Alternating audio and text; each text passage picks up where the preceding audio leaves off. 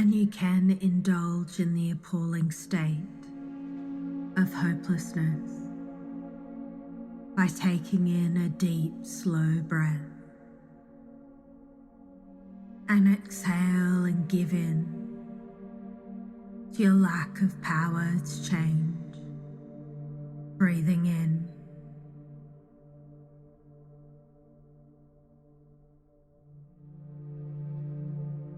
and out at the right depth for you. There's no right or wrong way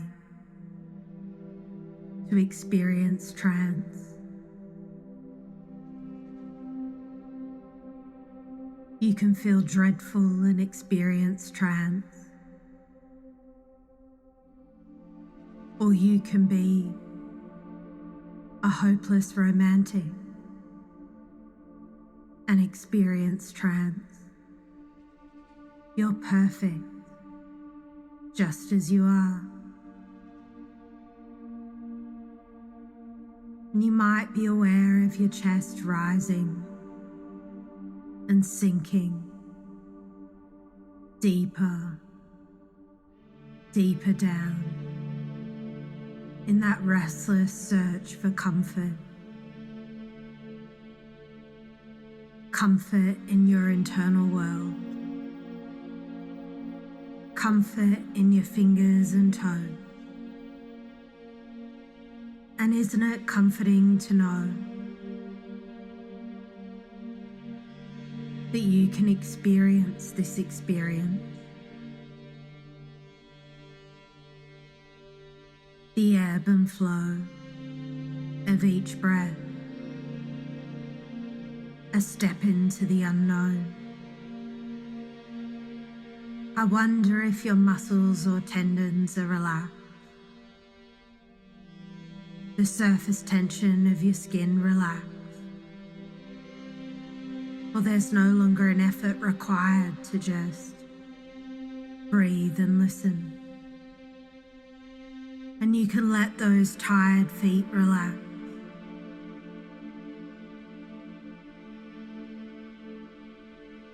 I wonder if any discomforts relax. Those muscles in the past that pushed and pulled. And when you said pull, they pushed. And when you pushed, they pulled.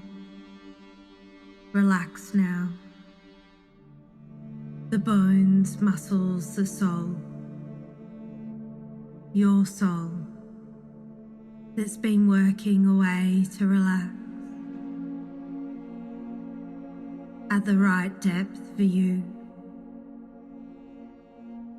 And you can give yourself permission to experience existence in that unconquerable void of space. And you can be here or be way over there in this experience. And I don't know if you can feel the squashed particles of light. Feel them vibrating, mingling and intertwined. And I don't know if you're floating through the amazing light, or if you're finding a sense of freedom. But what I do know is, sometimes people find their thoughts become clearer, slower, detached. And I'm not sure you're aware how powerful you are. You've slowed your breathing, your heart rate, your blood pressure, all by yourself, without me asking. But if I was a fortune teller or a mind reader or psychic, which I'm not. My guess is you've been dismissing the positives. What's great about you? And I'd like to remind you that no one else has your life experience, your wisdom, your unique ability, the privilege to know what it's like to be you. And in the past, you've been hopeless. And I don't know if it was due to financial pressures, family dynamics, isolation, self-imposed or otherwise, excessive fear of failure, unable to stop checking Facebook, unable to go to bed early because you're watching the addictive TV series The Sopranos, Game of Thrones, or Twin Peaks. Hopeless at not being able to stop at one tub of Ben & Jerry's ice cream or a can of soda. Sometimes I think if only we had Dr. House, he would know what to do. He solves all of his clients' problems on the television. But that only happens in the movie. That experience of a movie, to know someone created that experience for the viewer, for you, for me, to dream about the future, the possibilities of opportunity. And there are steps you can take to know the outcome. We know an alcoholic has poor avoidant coping strategies. We know angry people need a different coping strategy. And we know pompous politicians don't last long. And there are steps you can take to be open to the possibility of imagining a different future. And it reminds me of a story out of the book by George W. Burns, 101 Healing Stories. A customer phoned the Heart System software company to inquire about their latest program, Love, version 4.0. Can you help me, he asked. You see, love is new to me, and I don't really understand it. Certainly, replied the customer service representative. The first thing to understand is love is unique, and there's nothing else like it in the world. It operates quietly in the background, helping everything run smoothly.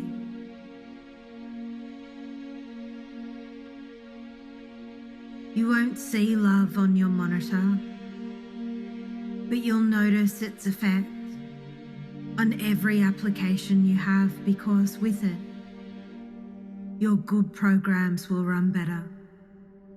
It helps smooth out the bugs in the programs and may even delete ones that are a nuisance. That sounds wonderful, said the new customer. How do I make it work for me? Well, the good news is that it's all relatively easy. answered the service representative.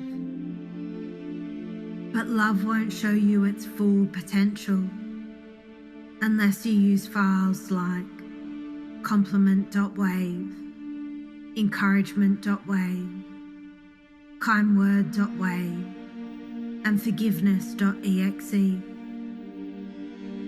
which can help prevent and resolve those annoying, unable to connect messages. This sounds like it is exactly what I need, responded the customer. I feel I've grown stale, sitting alone in front of my computer, replaying the old programs over and over. The service representative acknowledged that can be a danger, but love searches your memory for old unwanted programs, even those you've tried to delete unsuccessfully. Although files like hate.tiff, bitterness.exe, selfishness.doc, and spites.exe cannot be deleted, love overpowers them and stops their command from being executed. With love, you'll no longer need insult.wave. Certain fonts will also become redundant. Bad words 12, degeneration 10, or harshness. Even if only 7 will not be necessary for communication. In fact, love will make communication more meaningful and enjoyable. Is love a program I need to upgrade? Asked the customer. Love is not static, answered the customer service representative. It is a dynamic program, always growing and upgrading itself. Once you have love installed and running, it copies a module to a piece of itself, to every hard drive, email, and remote terminal heart that it comes in contact with. These external devices run on whatever version of love they have.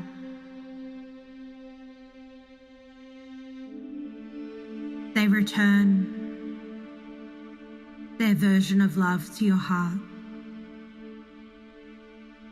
This is why we have love as shareware. Every time you share a little of your version, you receive a little of someone else's.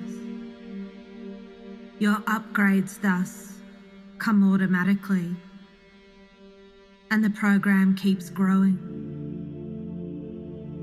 Your heart can learn, develop what other hearts have learned. What's the first step? Asked the customer, in making sure it is installed and running properly. First, said the representative, you need to ensure your heart is open. Then you need to be willing to open communication.doc. For love cannot operate without communication.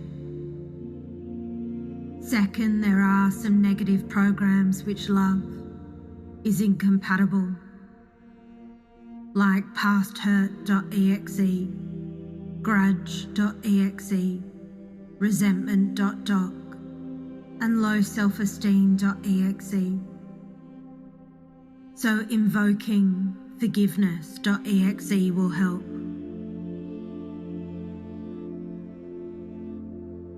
Although they may remain in your memory, they'll no longer be disruptive.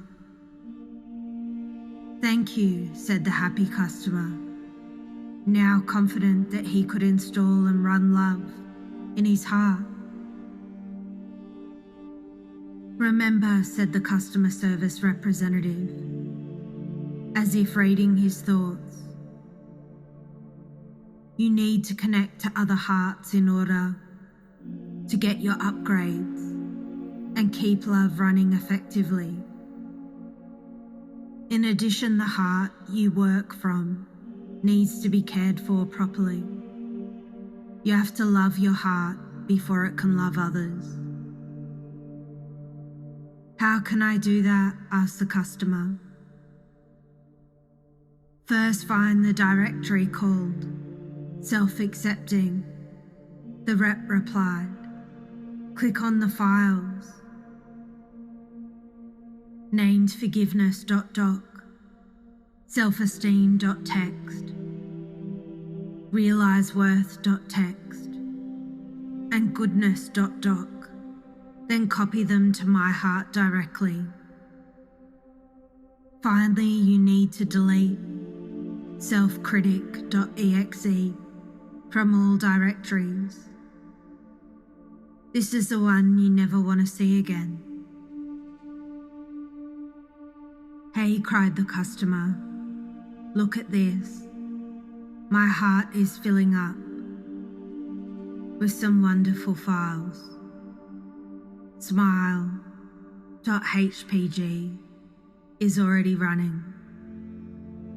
As I watch, I can experience warmth.jpg, peace.exe. "Well done," said the customer service representative.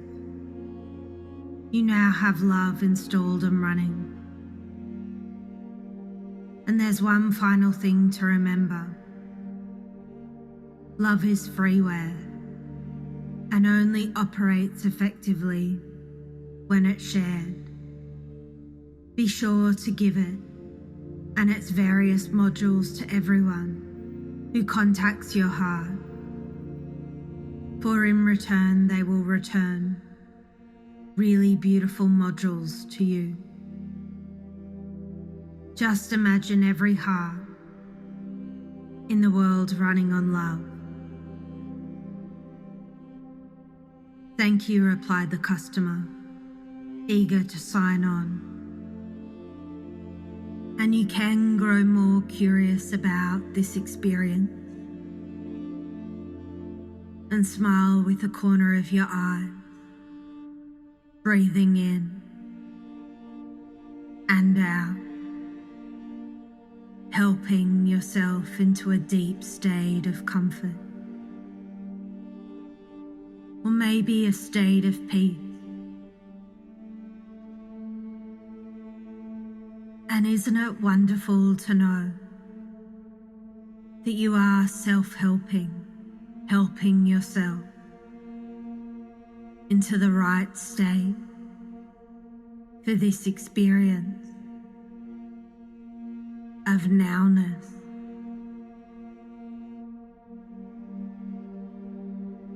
And as a child, there was a time we all didn't want to eat our vegetables, and you did. We didn't want to go to school, but you did. We didn't want to go to the park, but you did. And that new behavior that creeps up on you when you find yourself enjoying seasonal vegetables, craving vegetables, the vegetables you refused to eat and spat out as a child, that new behavior of learning, curious to read, to buy the newspaper, to read a biography, read something new, that craving to walk through a park, to go to the beach, to step outside for fresh air. And you can lay the foundation now of how you might imagine your new future if you might be more yourself,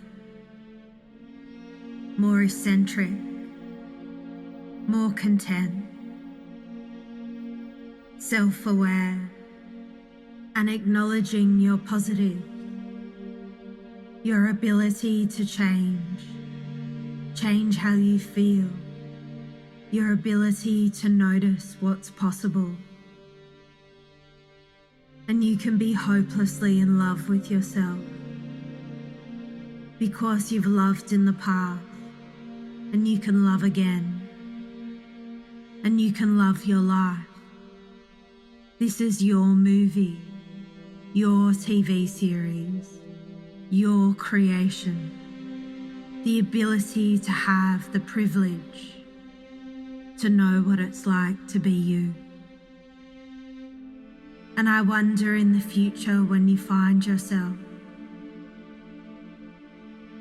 in a similar situation, if you just might find doing things differently.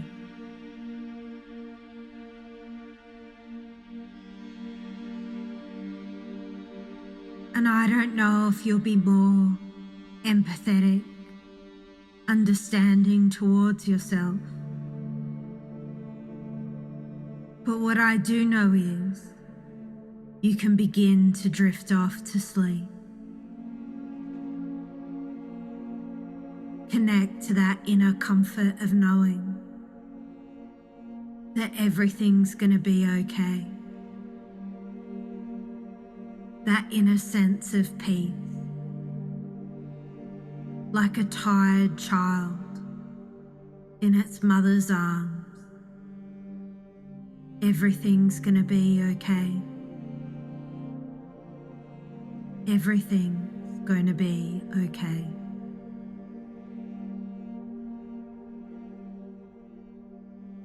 And shortly you can sleep deeply. I want you to imagine a set of stairs going down. You're going to walk down those stairs now. 10, 9, 8, deeper, deeper, 7, 6, 5, deeper in comfort, 4, 3, 2, 1. And you notice there's a relaxing large bed in front of you. Go on and lay down on that bed now. And your head can rest.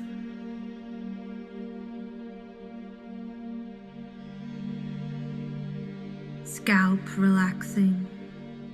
Neck, shoulders, arms. Relax. Forearms. Fingers, eyebrows, relax. Eyes, relax. Around the eyes, relax. Chest, tummy. Buttocks, relax. Shoulder blades, back, lower back.